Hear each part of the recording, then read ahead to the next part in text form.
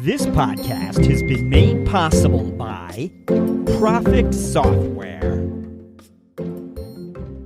Hello, on today's Planning Aces, we'll be featuring FP&A insights and commentary from three finance leaders, including David Barnes, CFO of Trimble, Jason Keene, CFO of Mills in Nebraska, and Komal Misra, CFO of Starry. I'm Jack Sweeney, your co-host, and along with top consultant Steve Player, who will serve as our co-host and resident thought leader, we will be seeking to highlight the takeaways from our distinguished group of Planning Aces. We begin after this. Your business is evolving, and the way you plan and report needs to evolve as well. The right corporate performance management solution can help. With Profix, finance leaders improve profitability and minimize risk by automating budgeting, forecasting, and reporting, putting the focus back on what matters most, uncovering opportunities. Over 1,500 global companies rely on Profix to transform the way they work. To learn more, go to .profix.com/transform.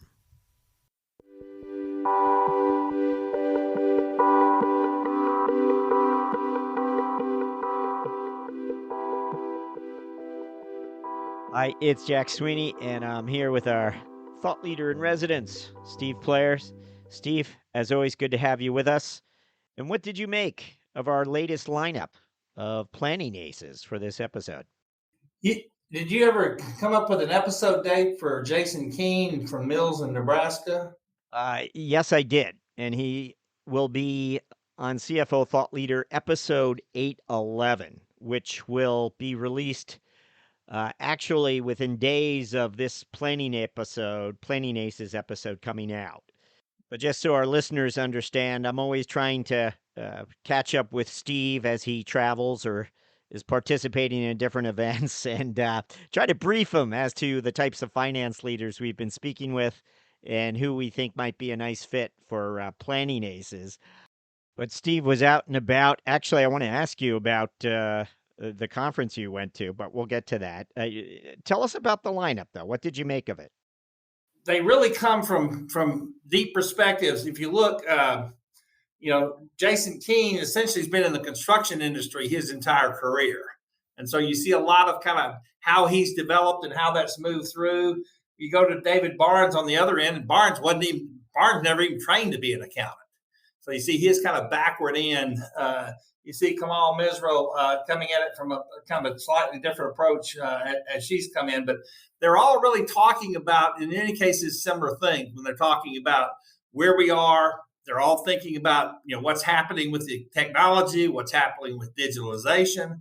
They're thinking about what's really happening to drive the strategic decision making.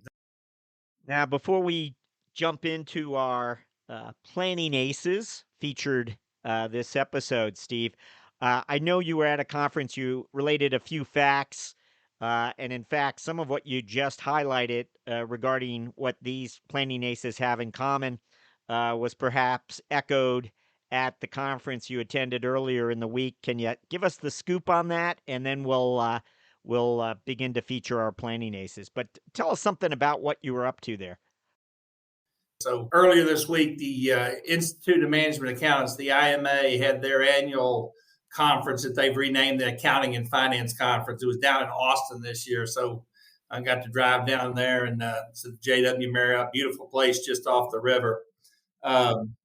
And so we're down there, and I got a chance to chat with Russ Porter from their CFO.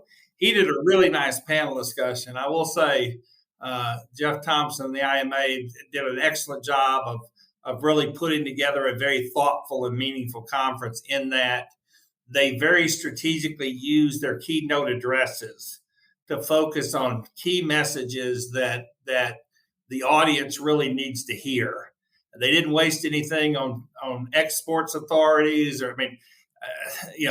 Peyton Manning was a great quarterback. He could certainly talk a little bit about leadership and everything, but I don't look to get my business lessons from people that are mostly celebrities. And so IMA didn't waste any money on that. They focused on introducing and putting in place CFOs and strategic thinkers and people that are working in and around the area of finance. That an opening, their opening guy that was really from a deep thinker talking about strategically what was happening.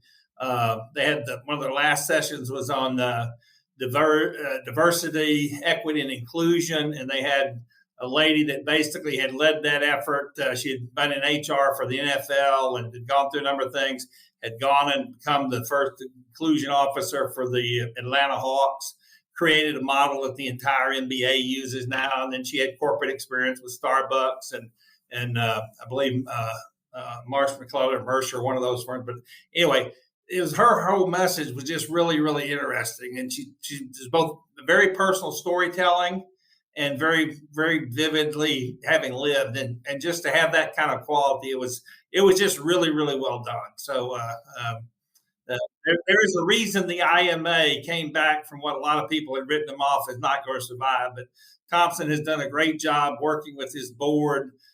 In many ways, they're really leading the way. They were driving a lot of the international efforts. Their success internationally led the other associations to say, "Hey, we've got to go internationally." And so That's what I was going to ask you. But the conference itself, it's really a US based conference. The people attending it, or did you have an international attendee list as well? you might think that, but if you just sat at the meals with people, sat at the events with people. There was a young lady from Beirut, Lebanon, came and sat at my table. You could tell by the way she was dressed. But we got to chatting. She was a student that had recently graduated from the American University in Beirut. And she came over to this conference specifically to learn more about the techniques. They had people from the Middle East, they had people literally from all over the world, but coming to the U.S., bringing their money, contributing to the American economy, but literally they just enjoy, in many of these other countries, they can't get the kind of management accounting, the kind of strategic advice. So that's why something like the IMA is very, very appealing. But it's then how the IMA creates chapters and uses the local network to create something that gives it both locally and nationally. Now, down there, our local Dallas Fort Worth IMA chapter, since we're in Texas, you have local events at these national conferences, but you're really interacting with people from literally all over the world. So it really has reached out much beyond. Now, they'll also have some other conferences internationally because obviously everybody can't afford to fly to the U.S. I mean, you look at what it costs to fly to the U.S., that's a huge chunk of somebody's salary in some of these countries. So they move it around. But yeah, it really does live up to its mission of trying to truly be international. Yeah, well, it looks like flying domestic will take a bite out of your wallet as well as we see airfares jump up in this inflationary and so on certain environment, which brings me to our first planning ace, which will be David Barnes, CFO of Trimble. Trimble, an industrial software company, it's based in Sunnyvale, California. It's a $4 billion company. But what is on David Barnes's mind? Well, when we spoke to CFO Barnes, we asked him for his priorities for the coming 12 months. And here's what he shared.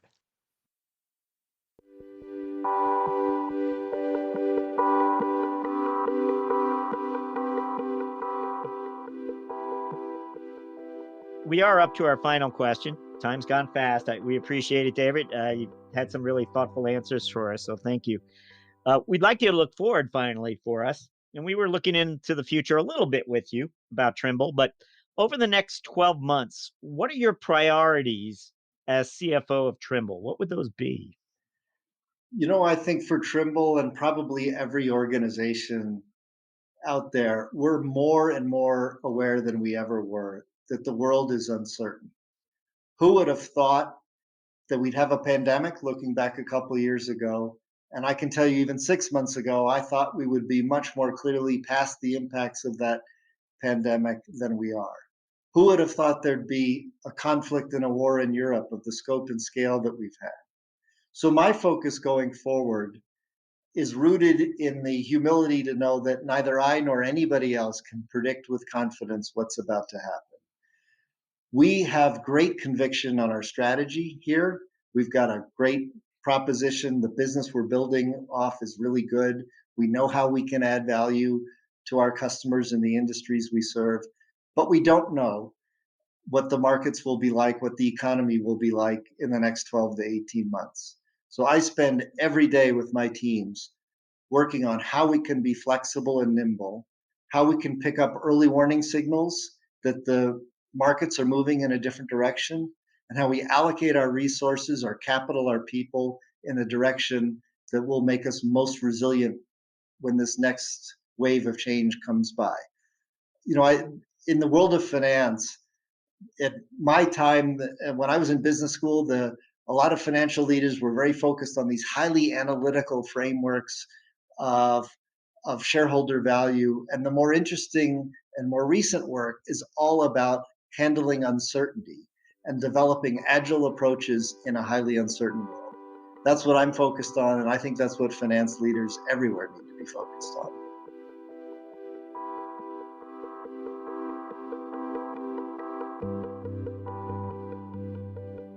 Well, Jack, I think thematically that is a major theme that thought leaders, particularly everywhere, but in finance in particular, that is a major theme that I certainly picked up from the conference. I certainly picked up in just private conversations with people. But when you think about David's comments there, how can you be future ready when you can't predict a pandemic? We're all aware there may be another one. But as I like to tell people, we're post shutdown, but we're not post pandemic, and we never will be post pandemic. The COVID virus will be with us just like the flu virus is from here on. We just have to learn to live with it. The war in Europe, caught many off guard. The energy prices of going from we had a lot of energy, now all of a sudden the prices are skyrocketing, and that's all about supply and demand and the impact of the war, inflation, recession. All this stuff whipsaws in a relatively short period of time. And that's the reason the only way to deal with that is to be agile, because you cannot predict. You can't line up to go one way, because as soon as you get lined up, it's going to whipsaw and go the other way. So to do that, we really have to focus on how to be agile. When you think about finance, moving to being an agile finance is about digitization. It's taking advantage of technology in terms of what's out there. It's about converting a lot of the old manual, labor-intensive clerk duties, and I'll call them monkey work, for lack of a better term. If y'all saw that careerbuilder.com, I believe it was careerbuilder.com, had a commercial where Bob walked in the office as monkeys were throwing paper everywhere. That's an example of monkey work. It's clerical. It's and I don't mean to disparage monkeys, so we don't need letters from the zoo population, but finance will always have to pay the bills, collect the receivables, book the transactions. Finance will always have to keep the wheels running. But we need to figure out how to do that as simple and as fast as possible, and then use computers to do that because it makes it simpler and faster. And then take that brain power and those hands that we freed up and use them differently and move them into strategic roles where they're analyzing, where they're thinking, and they're working on really strategic problems. And that's what I found. I really found Barnes's interview, and I've listened to the whole one. It's I believe it's session 110. I listened to the whole interview, and I strongly recommend, if people haven't heard that yet, because I know it's fairly recent, please take a listen, because he has a fascinating journey coming from a guy who didn't study finance. He's not a typical finance guy. Strategy. Yep. He came initially through Bain. If you look at his degrees, you say, how did this guy ever get to be a CFO? But it's through the strategy from Bain, and from Bain recruited into PepsiCo, is essentially recruited by who eventually became the CEO of PepsiCo. It's just real interesting to see the journey that he's been on in terms of what's there, and really key decisions that he got involved with early that were strategic decision making. And if we think about finance transformation, you want to be agile to better support strategic decision making in terms of what's out there. That's really where we're trying to go. Yeah, and the CEO I think you're about to mention was Indra Nooyi, who of course goes on to become CFO and then CEO of Pepsi for a good number of years, and he explains the story. But what I thought was interesting, Steve, is he was part of this unique strategy group that Indra Nooyi oversaw for a period there in the 90s, and I believe it might even exist today, that Pepsi formulate it to and populate it with strategy-minded senior executives like David Barnes. They wanted to align strategy and finance. There's actually two other executives, and I'm not going to come up with their names here, that we've interviewed that trace their roots back to that group, led by Indra Nui at that place in time. So, sort of an incubator for CFOs or future CFOs. Yeah, it's really the kind of thing that led him to. He basically spun off with when they spun off Young Brands, but it was his. He was part of the initial team, and the work that was really looking at that was that really the restaurant business, which was the problem he was sent to analyze after a consulting firm had ginned up a ton of data, but came to no real conclusions. And then that's a lesson in and of itself for us. Is the objective is not to gin up a bunch of data. The objective is to come to conclusions. You're ginning data to try to lead to conclusions. And sometimes I think it's easy for us to get lost in that data and the analytics and figure out, there's such a pile here. There's got to be a pony in here somewhere. And so you got to be really, really thoughtful to pull out those insights. And in his analysis work, he was really able to pull out that if you think, Pepsi is really a brand about big ideas, as he articulated, I believe in the full episode. It's really about big ideas, and what really good restaurant companies are about, and the reason McDonald's is so well, they're about relentless grinding execution is the words he used. And I just think about that, relentless grinding execution. You think about the general strategic models, you got to be real focused and real disciplined to be able to do relentless grinding execution. And his whole point was, this doesn't fit our DNA. And that led Pepsi to spin it off, create Young Brands, which could be a pure restaurant company and focus on relentless grinding execution in terms of what's out there. But even within that, to be able to find the strategic insight, and the analogy you mentioned there was when he did some deep analysis on National China Day and really began to understand that there were more opportunities for capital investment in the mid-sized and tertiary markets than the main markets, because the main markets were overcompeted. So you can basically, it's the same lesson that would later be articulated in the book Blue Ocean Strategy. Go to where they ain't. Hit it to where they're not. If you want to use a sports analogy, and that's basically what they did. They invested in markets that were cheaper because there weren't as much competition. They were more profitable because there was less competition and more of a need. So again, what I love about the show, Jack, is there's lots of insights if you can just pull them out and then think about how do I make this analogous to my business, whatever problems I'm working with. How can I learn from that? And I just think I really think Dave Barnes has got some great insights. So he's well worth the listen for everybody. Well, Steve, I'm going to tee up our next planning ace, who will be Jason Keene, CFO of Mills in Nebraska, construction company based in Orlando, Florida. Jason climbed the finance ranks within a number of different construction companies, beginning back in Memphis, Tennessee, at Lehman Roberts, where he ascended into the controllership role. But a relocation to Florida, we see Jason advance into the CFO role for a number of companies. But here's what Jason shared with us.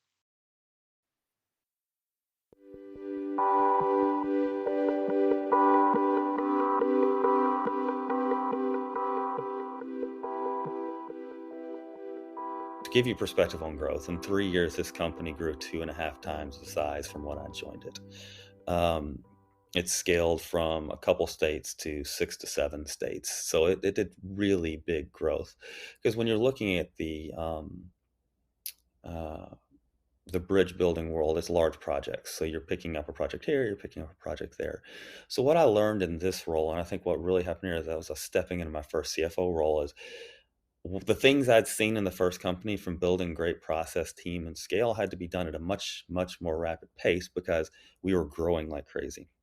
And so we had to build out an HR function, a finance team, really flesh out our IT team, all those things at a much more rapid level. And that really helped me, for the first time, be sort of the top level leader, driving a lot of those systems, process, and technology that went with it. I think the thing I learned from this one was you can only scale system, process, and technology so quickly without burning people out. And I learned that the hard way in some ways. Not everybody wants to run as fast as I do.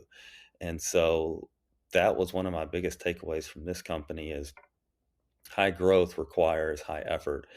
And if you haven't established that foundation up front, then it's hard to scale it quickly. If you haven't established, we'll use a construction analogy. If you haven't established the foundation for a house, don't throw up the frame yet because it isn't going to stand well. And we got the foundation built, but it was much, much more painful to do when a company is growing that quickly. Well, Steve, I guess we can say that Jason is a growth-minded planning ace. Yeah, I think what it's interesting because this is Jason after having been at a company for a long time. He makes a move, his family moved down to Florida, and gets with a different type company that's experiencing something different, which is really rapid growth. And while we may be looking at a recession, we may look at things there'll be opportunities for companies to grow rapidly. And whether it's rapid growth or dramatic change in your organization, I think what these points he makes are well founded in that you need a good foundation. So you've got to assess kind of where you are foundationally, and then be able to kind of start moving really quickly and breaking that apart. Now, Jason has the advantage of coming initially. His undergrad degree was in technology, so he really comes initially with a technical background, so he's thinking about systems and those kind of things. And then he picked up the finance and did. He really is a dual purpose person, and I think one of his jobs he actually was a CIO as well as a CFO. So he puts himself in a good position to think through those things of how these systems enable you to scale. But that's really thinking about, well, if you're going to grow 2.5, 3 times in 3 years, that's that's a pretty good clip in terms of what you're trying to do. So you're going to have to take people through that and recognize. His comment about burnout, I think it's important to recognize. Growing that fast isn't normal. If you're not feeling some burnout, you need to check your pulse because you may have died. So that really those things are normal, and so it's good to talk about those and go think about it. But the key points I thought he talked about were really about making sure that things were there and in place. And I think we got some more. He'll talk more about how and what they did there. I stepped right into the middle of them implementing a new ERP. They've been on about a 15 to 20-year-old version of Microsoft's ERP and moving to Microsoft Dynamics now. And so it had sort of been slow go. And so heavy push to get that in place so we can get better data. Because that's something else that I don't know if I really covered through my experiences, but something I learned as I was going is Excel is great for a lot of things, and small and medium-sized businesses and large ones tend to really rely on it, in my opinion, more than they should. But what I learned when I stepped into my first CFO role is if you're going to scale a business, putting system, process, dashboarding, and technology in place in a repeatable way. And one of my favorite phrases is it scalable? Is it portable? If you can't scale it with the business and you can't port it to a business you acquire, it's not a good system or technology. And so that is definitely something we're focusing on right now. That's something over the next year that we will really work on, is getting a couple seats filled in the team that is needed for growth, and then getting a good baseline systems in place, getting good reporting, because it was and still is in some ways very Excel driven, but we're very rapidly moving toward a much more automated set. So yeah, big focus there.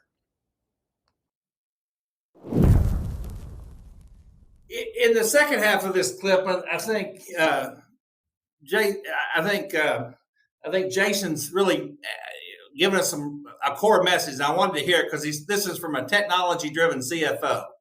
And he advises very strongly to focus on 2 things: making sure our systems are scalable and portable. A lot of people they go through a system evaluation and they try to say, what do we need? And they're really thinking, what do we need now? And you should never buy a system for what you need now. You should buy a system for what you need where you're going to go, because that system's going to live in your future. And so you want to make sure when you get it in there installed, it is scalable. It allows, if you put a system in and it's immediately constrained, you just latched yourself to an anchor. And what you really need to do is latch yourself to a sail so you can go higher and faster in terms of what's out there. So make sure it's scalable in terms of what's out there. The second point is if you have any need to grow through acquisition, and most companies that grow fast do it through acquisitions as well as through organic growth. You got to be thinking about the second point he advises, which is portability. Portability means it's very easy for you to put it into those systems you acquire. Because if you don't put them into those systems acquire, you get a technology mushroom going around. It looks like a cauliflower going all different directions. And those are infinitely harder to keep up and maintain and infinitely more expensive in terms of what's out there. So you want to when you build your system, you want to be thinking about the portability so that how easy is it to, when you bought a new company, how quickly could you get it turned on in their organization, get everybody going the same direction? Again, the more you can simplify the design and simplify your task so it is portable, it is scalable, then the better off you're going to be, because you're preparing your ship to continue to grow, to continue to get better, to continue to get more effective as you get bigger in terms of what's out there. So it's very key things from a technology point of view. And the whole thing about Excel.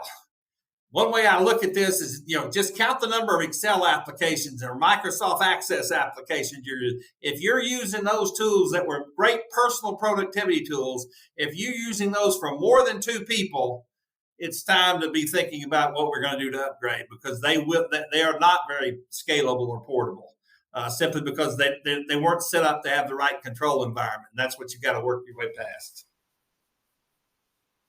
Okay, well, our next planning ace is CFO Kamal Misra, CFO of Starry.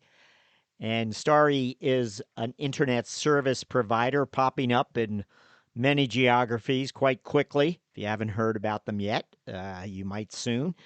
At the same time, Starry is a IPO by SPAC company. I don't register an opinion here on the approach that we've interviewed several CFOs over the last 12 months who went public via SPAC, only to say that CFOs stepping into that role, I think, really have their work cut out for themselves often. And again, it's the moving train metaphor, and there's just so much that needs to get done. But before I introduce Kamal, Steve, I was wondering what you make of SPACs. Well, the thing to me, the problem with the SPAC is with a normal company going public, there is kind of a rigorous process that you have to work your way. It's kind of like you went to boot camp and you had to get through it or you wouldn't have gone public. When you go with a SPAC, you kind of just backdoor in there, and it's like you take up housing as a public company. So the normal rigors of discipline, of disclosure, of actually working to become a public company, you don't know how much of that's been done, if any. And so that's where I think SPACs are highly speculative, simply because I don't think the rigors that would have taken you public, you haven't gone through. And so you could be there, but you could just as easily be a shell. And so that's where I think the real huge risk lies. Well, if you have the time, listen to episode 808, and when Kamal Misra shares her professional narrative. For me, she left little doubt that she's better prepared, perhaps, than most CFOs to take on that approach, the D-SPAC approach, and succeed better than most, for sure, in my opinion. But let me tee up our clip of Kamal Misra, CFO of Starry.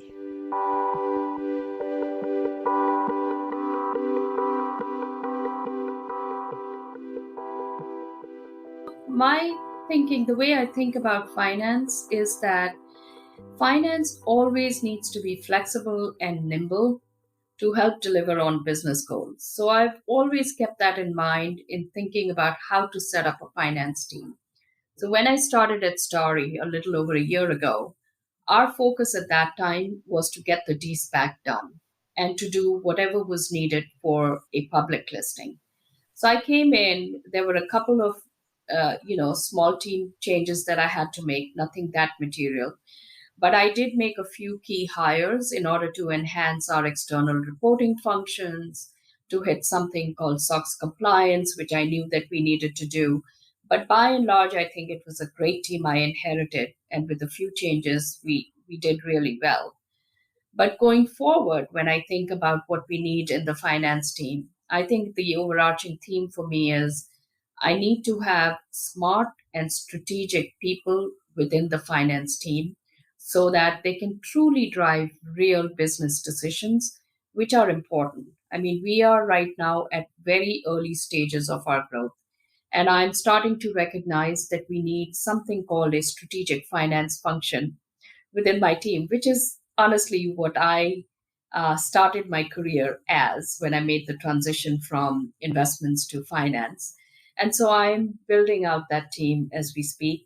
I'm bringing in folks who can understand that how to marry data from the finance systems that we carry with the data that we collect on the operations side, and then to really get true insights from that about what we should be doing as a company strategically over the next year or 2 years.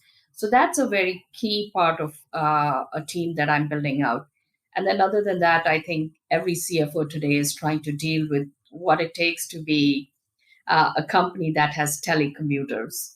So there are a bunch of changes we need, whether it's within our systems or within our teams. I'm also very actively focused on that as a evolving need for the business. Steve, one of the interesting aspects I'll just mention about Komal Misra's career is that she reinvented herself several times. She began as an engineer, she went into asset management, and then jumps over to corporate finance. And when she decides she wants to enter corporate finance, she doesn't tell us that she wanted to become a CFO eventually. What she says is that she wanted to be a strategic finance executive. She wanted to be hired into an organization that was looking to augment its strategy credentials in finance. And so that's her doorway. That's how she positioned herself. I thought that was interesting, not unlike maybe David Barnes. He was brought into to Pepsi as a sort of a strategy-minded, numbers-oriented executive. Well, I agree with your insight there, Jack. But when you think back, I mean, this is going back 6 or 7 years. I mean, when she's had these initial thoughts. I mean, I think for much of certainly the back half of my career, and my career has been longer than I want to mention. But for the back half, we've always been focused on trying to how to make finance more strategic. You know, when my opening comments, I talked about how do you make it more strategic. And that's where I really think we are today. But what she's doing is kind of a different model. Where David Barnes's model, Barnes was hired as a strategy guy, and he came in, and then when he moved from Bain to PepsiCo, the strategy naturally, PepsiCo was smart enough to make the strategy part of finance and focusing on strategy execution. What Kamel does is give us a different model where it says just focus and hire people in strategic finance. You know, just finance for the strategy side of finance. And so she comes at it more as an independent kind of a gun for hire, if you will. But then she has success at models in different places, and obviously that makes her more and more qualified. She certainly winds up earns her way into the CFO chair. Again, if you're doing CFO level work, the best way to become a CFO is do CFO level work. And so she works her way in strategically there. Now, her company I find interesting as well in terms of Starry, because Starry is, again, another company trying to grow very, very fast. It goes public through these new vehicles we have, these SPACs. So you literally can kind of create a public company almost overnight. Now, there's obviously some risk in that, and then because you didn't grow up the infrastructure, you worry about when I grow up overnight like that, do I have the infrastructure in place, particularly when she talks about, hitting something called SOX compliant. Well, if you were spending years getting ready to go public, you would certainly have SOX compliant down. But if you're not, if you're a SPAC and it's just all of a sudden here, you got to ramp that function pretty quickly. So hopefully she's focusing on the scalable and portable conversations we discussed previously about let's make sure our SOX compliance is scalable and portable as we continue to grow through acquisition in terms of what's other. So it's really interesting how these CFOs are coming from different perspectives, kind of all their narratives overlap. Because again, when you're focused on CFO thought leaders, you're pulling those thoughts, and one of the things we're trying to do is seeing how they're similar, seeing how they're different, and seeing what we can learn from them. But really, the other point, and she had a couple other good points I wanted to comment on, this issue of marrying financial data with operational data. To me, that's the essence of trying to figure out what's going on and what the strategy is. It's not just the financial data. I see so many talented, thoughtful finance people miss the boat in that they just think about the numbers. They think about the financial data. And if you study this for any length of time, you got to know the financial data doesn't happen unless something happens operationally. The founder of the great company I work for, Arthur Anderson, the man, back before he ever founded a firm, wrote an essay that was part of the collected essays that the firm distributed later on. But he wrote an essay called Behind the Figures. And he said the most important thing for a company to do is to understand not the figures, but what's behind the figures. The transactions, the interactions with the customer, the physical movements of things. Understand what those figures are, just abstract representation of what the physical things behind the figures are. If you really want to understand your business, understand how to get behind it. Now, what he didn't have back in 1911 or 12 when he wrote that industry, and that's before he founded the firm in 1913. What he didn't have is all the analytics we have today, all the computing systems, all the electronic eyes, all the ways that we can gather data that can tell us what's out there.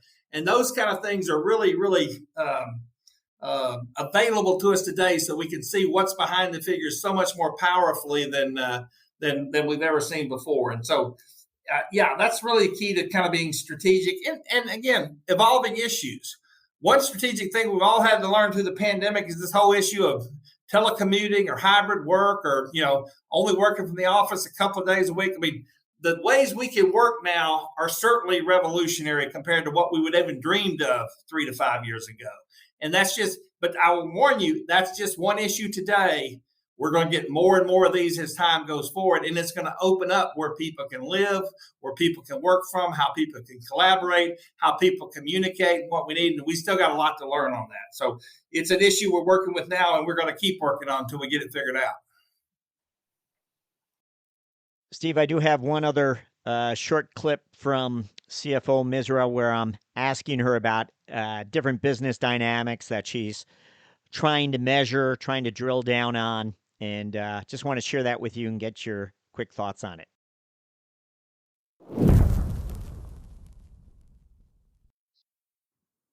I think a big part of it is we have tools within the sales operations function that gives a lot of insight onto every aspect of the go-to-market.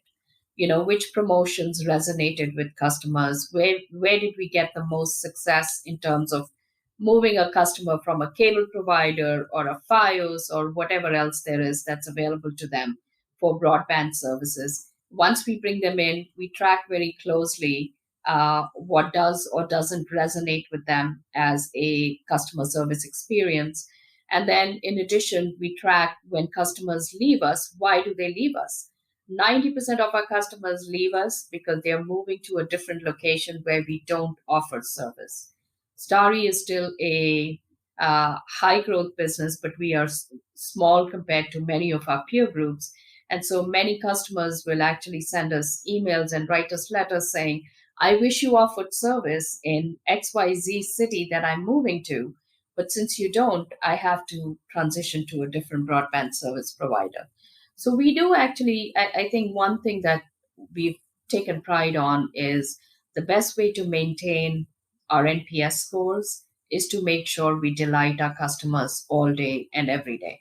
And there are many tools that have been built, whether they are in-house or they are off-the-shelf type solutions that we've customized in order to be able to deliver on that mandate. Well, I was glad to hear her bring it back to the customer. I mean, I think we're all familiar with our internet service providers more than ever before, as so many of us operate in the remote environment. We're all paying close attention to that relationship ourselves on the customer side of things. But what did you make of what CFO Misra shared? Well, Jack, I know our regular listeners will know we talk a lot about average cost of customer acquisition, and we talk about lifetime value of customer and the share of wallet for each customer in terms of what percent you're getting and everything. But what Coma does really well here is talk about kind of an extension of that. And we talked earlier about the physical things behind the numbers. Well, Net Promoter Score is a measure of the physical things. It's measuring the customer's reaction to everything you're doing for them. So NPS, Net Promoter Score, is a measure that was developed many years ago that tries to talk about and quantitatively measure how well a customer will basically refer to you. They like you so much that they'll say good things, and there's clear correlations with very high net promoter scores in terms of the retention and the advocacy that they do to it. But what Kamal's doing with her organization here is looking at a lot of different measures to get into their service and look at and really, really understand these customers more deeply. So when you're really putting together these packages of trying to understand predictive logic diagrams and get to the point where you really understand what's happening, Net Promoter Score is a key one, and these tools become key to kind of how you fit in and work with those kind of things. So it becomes critical to how we put them together, even to the point where in this situation, if you've got customers that are leaving you that had high Net Promoter Scores, and you're leaving them because you don't have them, they're not in the area anymore. Just think, is there any way you can have an alumni program where you can keep up with those customers that loved you that you couldn't serve, so you know where they're landing to help give you an early indicator? Hey, we have 1,000 customers in XYZ market. They move from here to XYZ market. If we have a way of staying in touch with them, as we try to grow and expand, we know where we've got some likely suspects if we can just get into those markets. So it gives you ways of being more thoughtful, more strategic, and really trying to find out where do you have known areas of support if you can just open your operation up to do that. So again, analytics are getting so much cheaper. We just got to be careful in how we collect this information and keep communication with people so we can keep drawing those customers back in. Because as Drucker said, all businesses exist to serve customers. And so, it's just another step along the way and moves us past the numbers into more strategic and more profitable growth. Nice. We haven't heard from Peter Drucker in a while. Nice to make him part of this episode anyway.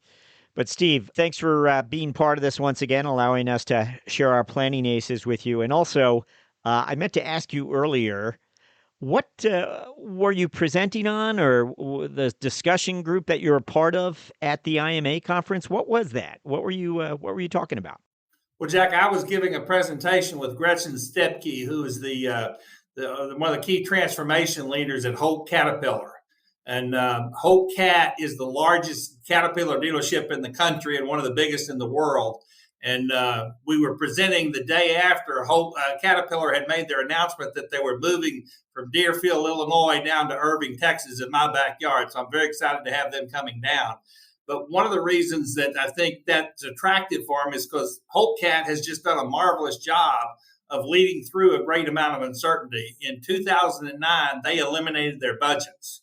And their CFO, Paul Hensley, says, never let a good crisis go to waste. And so that's advice for a lot of people. Never let a good crisis go to waste.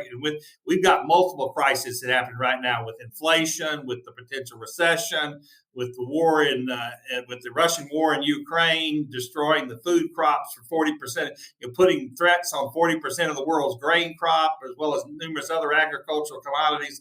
And that's driving up the oil prices. And so, everybody's got a lot of uncertainty. With that in mind, though, you have to be thoughtful about what you're trying to do and be thinking about what plays you can run.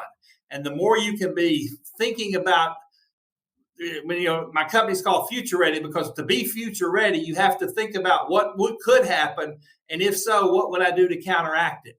So scenario playing really comes in and focuses on being able to counteract whatever's happening or take advantage. In many cases, you got to also realize all this uncertainty also creates, in many cases, great opportunities for you. If you think about, the pandemic, the warehouse industry has been booming, and anybody that supports the warehouse industry.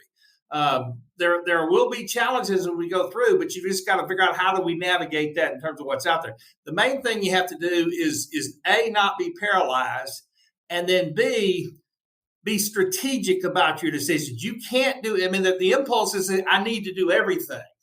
And if you try to do everything, you get into this kind of frantic panic, I call it. And so you're running around trying to do everything. But as the great Michael Porter said, the art of strategy is deciding what you're not going to do. So part of this is trying to understand what's happening and then limit your choices to the things that make you the most agile, the most flexible, so that you decide the technique that allows you to, either way it happens, you've still got to play. You don't make the bet too early. You let things develop, and you've thought it through so you can quickly react and take advantage of whatever is happening that way. And the more agile you are, and then again, agile is about forward thinking. It's not about reverse thinking. We made this point to everybody. Finance for so long has been a backward looking function. And the finance of the future is a forward looking function. You can't, all you can do looking backwards is say what the score was. It's an after the fact tallying of what happened. You want to be decision making that's forward looking, where you're looking at what ifs and you said, if we do this, these things could happen. If we do that, these things could happen. And so you're trying to provide information that helps people make intelligent decisions. Has things changed? The old, as you wrote about, the old 1920s way of budgeting of once a year making a bunch of assumptions about what's going to happen, that doesn't work. It didn't work very well then. It really doesn't work now in terms of what you've got to constantly be updating your assumptions. So you need a rolling forecast that's just trying to say, what do you think is going to happen? And then you need a lot of different action plans off that based on what could happen and how you take advantage of things. Well, Steve Player, you brought it home once again for us, so thank you so much. And on behalf of my co-host, Planning Aces co-host Steve Player, this is Jack Sweeney saying once more, thank you for listening.